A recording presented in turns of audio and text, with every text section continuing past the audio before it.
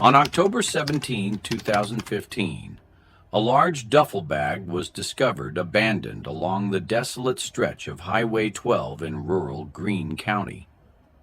An elderly man, finding the bag suspicious, called 911. When the responding officer arrived, they attempted to lift the unusually heavy bag, but couldn't manage.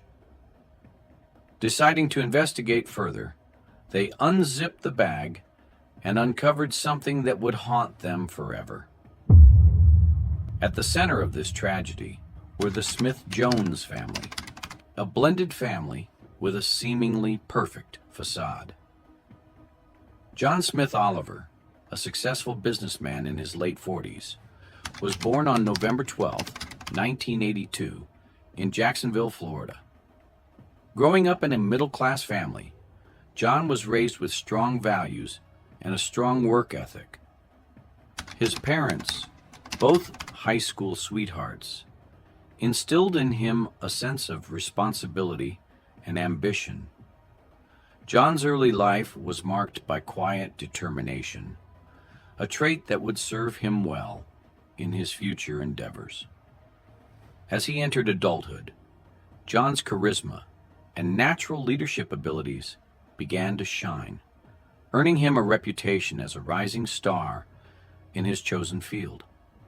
He married Emily Jones, a beautiful and charming woman in her mid-30s, 6 years ago. Together, they had formed a tight-knit family with their children from previous marriages. John Smith and his ex-wife, Natasha Smith. Their story began over 2 decades ago, in the year 1990, when they were both young and ambitious, chasing their dreams in the bustling city of New York. They met at a networking event where John, a rising star in the finance world, was giving a presentation on investment strategies. Natasha, a brilliant marketing executive, was in the audience and was immediately impressed by John's confidence and charisma. After the presentation, they struck up a conversation, and John was drawn to Natasha's intelligence, creativity, and beauty. They exchanged numbers, and their first date was a dinner meeting at a trendy restaurant in Manhattan. The chemistry between them was undeniable, and they quickly discovered that they shared a passion for business, art, and travel. As their relationship blossomed, they supported each other's careers and ambitions. John's finance company took off, with Natasha's marketing expertise helping him secure high-profile clients. Meanwhile, Natasha's marketing firm flourished, with John's financial guidance enabling her to expand her business. Together, they built a business empire, with John's company becoming a leading player in the finance industry, and Natasha's marketing firm winning numerous awards. They were the golden couple of New York City, admired and respected by their peers. Their personal life was equally successful. They married in a lavish ceremony at a luxurious estate in the Hamptons, surrounded by friends, family, and business associates.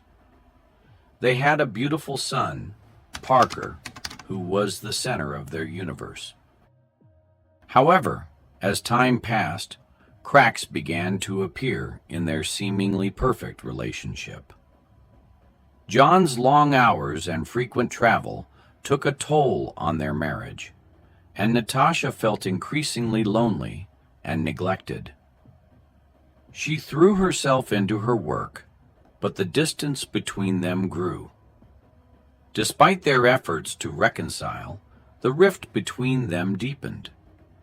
They began to argue more frequently, and their conversations became strained. The tension between them was evident, and their friends and family noticed the change. One fateful night, they had a bitter argument at a charity gala in front of their colleagues and friends. The altercation ended with Natasha storming out of the event, leaving John alone and humiliated.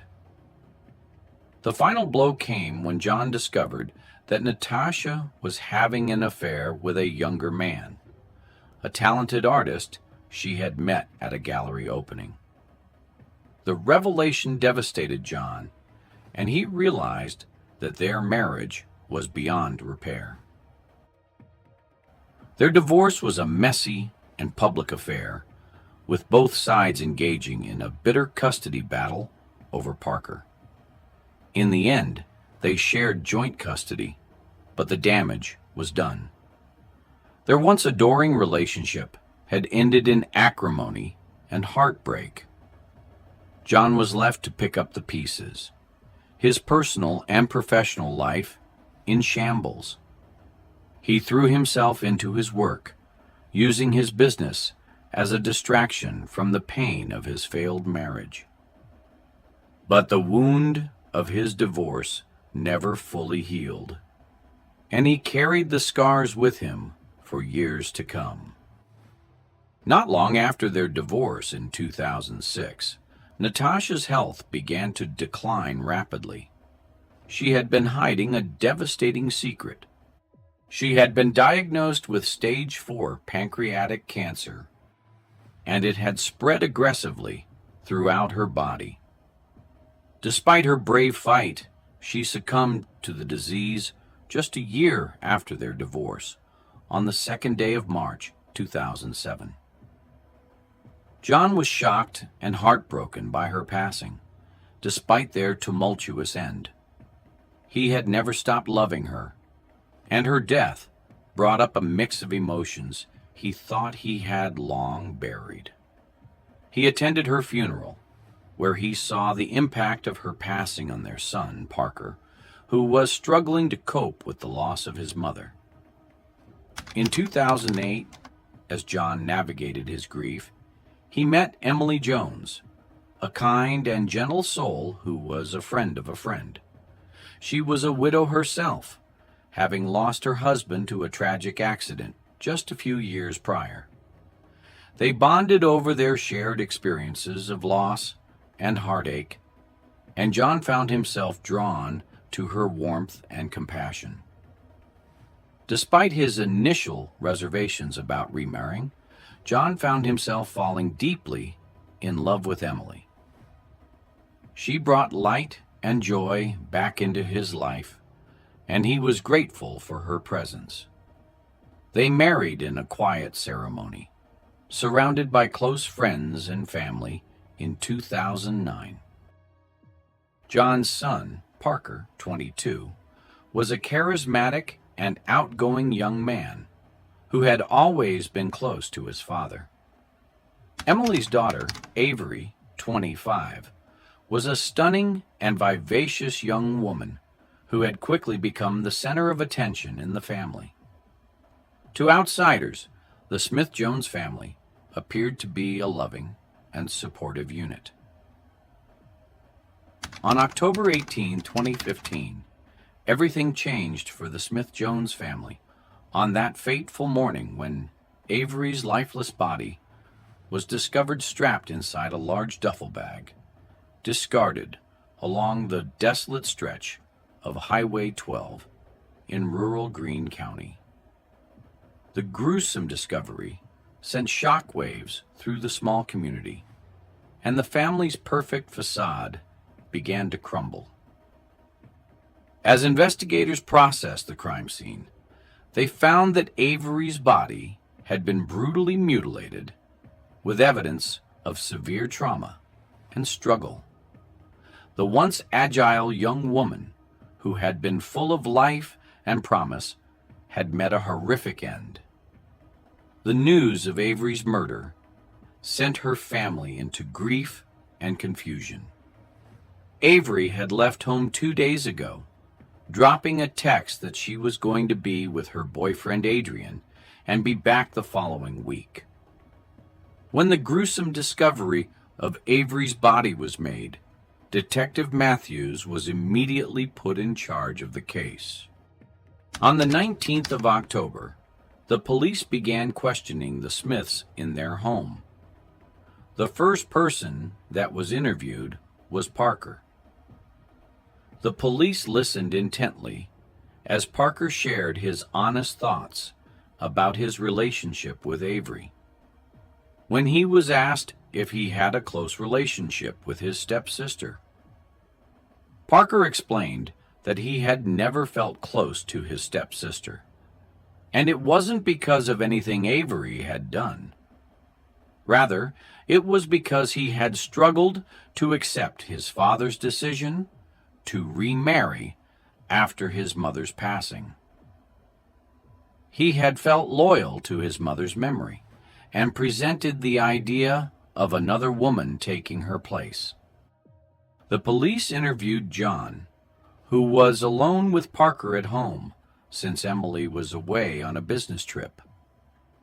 John stated that Avery was private and didn't confide in anyone, including her mother. However, he later revealed that Avery was close with his son Parker, contradicting Parker's earlier statement. John described their relationship as sibling-like, with a deep affection for each other.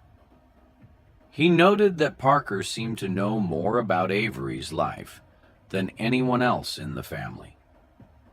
When asked about his whereabouts on the day Avery left home, John provided an alibi, stating he was at work from 8 a.m. to 5 p.m. He mentioned a meeting with colleagues around lunchtime, which could confirm his alibi. The police investigated and found inconsistencies between John's and Parker's statements, including their differing accounts of Avery and Parker's relationship. The police were able to confirm John's alibi through his colleagues, but the discrepancies in the family members' statements raised further questions. On October 21, 2015, the forensics performed an autopsy on the dismembered body of Avery, and when they were done, they provided the report of their findings to the police. They found out that she was suffocated to death before she was dismembered. Based on the cuts on the body, the murder weapon was suspected to be a big knife, a butcher knife, probably. They went through the files of the deceased. There was no important clue that could lead them to the killer, and they summoned the Smiths to provide their statements at the station. On the 22nd, they were summoned. John was questioned about when he last saw or heard from Avery before she left. John thought for a moment and answered that he remembered coming home early on the 16th to pick up something he forgot, around 2 or 3 p.m. He had thought he heard Avery's voice coming from Parker's room. He continued that he had knocked on the door, but there was no response. The door was locked, and when he knocked and got no response, he believed everyone was out, so he didn't think much of it. The police jotted down his statement as he spoke. Then John showed them the text he got from her that she was going to visit Adrian. They asked who he was, and John said that he was Avery's boyfriend. He added that he found it strange because she had never texted him about such matters and her outings with him before. The police got a new lead and immediately found out his address, which was gotten from Parker after he was questioned. Adrian Gareth was apprehended and questioned. They asked him why he murdered Avery, and he denied, seeing her not to talk of murdering someone he used to cherish. He added that the last time he saw her was 2 months prior, and that was because they broke up. They checked his activities a week before the murder, and they checked the alibi he provided on his activities on the 16th that the victim left home. They confirmed it, and he was let free.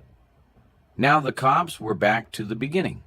There was no lead.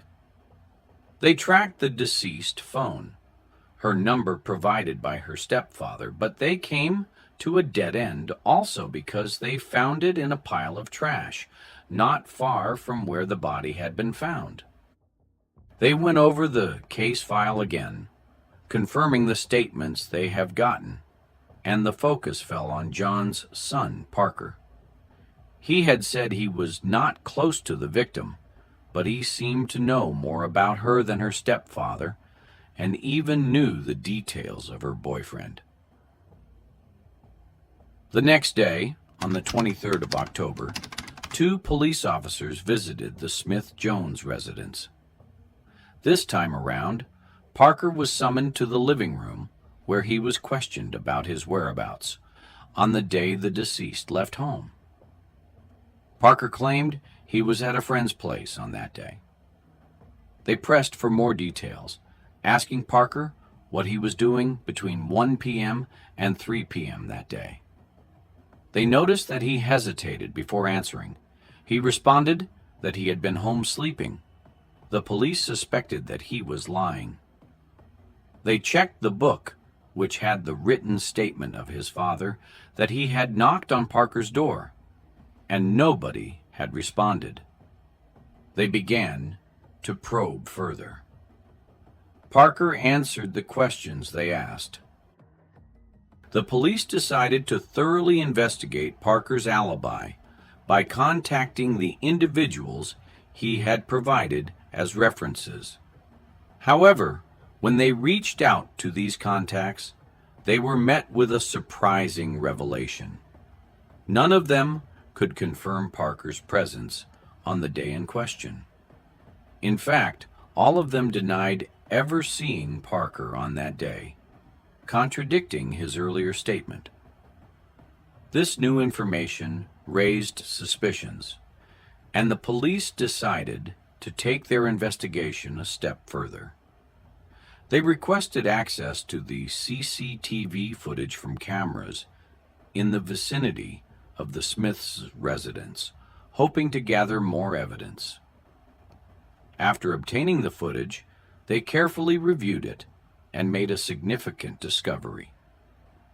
The CCTV footage revealed that Parker had driven his father's car out of the compound around 7 p.m.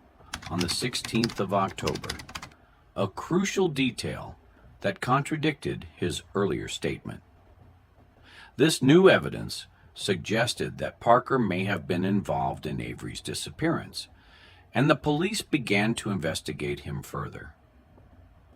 The fact that he had used his father's car and had been seen leaving the compound around the time Avery went missing raised serious questions about his involvement.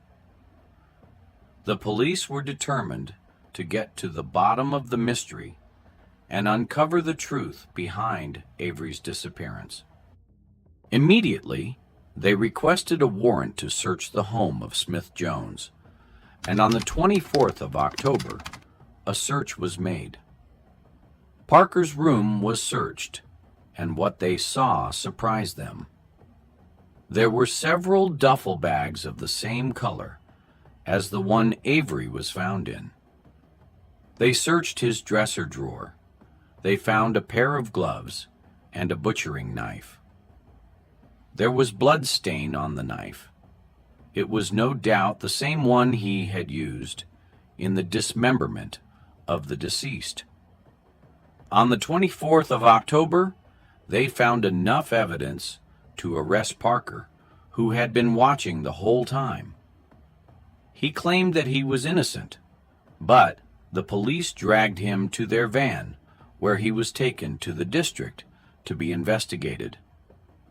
The forensics team found blood stains in his room, and the pillow he had used to suffocate the girl had her DNA. There were some other things found in the room that pointed out that the two step-siblings were close and intimate. When the police brought all the evidence they had before Parker, he couldn't deny it anymore, and he broke down in tears, and he confessed to his crime. He hadn't intentionally killed Avery, no matter what the cops might think. In truth, he had grown to care for her deeply. Their affair had started innocently enough, with a moment of comfort that had turned into something more. He said that the first time they had undressed each other, Avery had been crying, her body shaking with sobs, after a fierce argument with her boyfriend over the phone. He had been the only one around, and he had gone to comfort her. They had ended up on the same bed, and somehow their mutual attraction had taken over. He continued that Avery had been vulnerable, and he had been drawn to her fragility.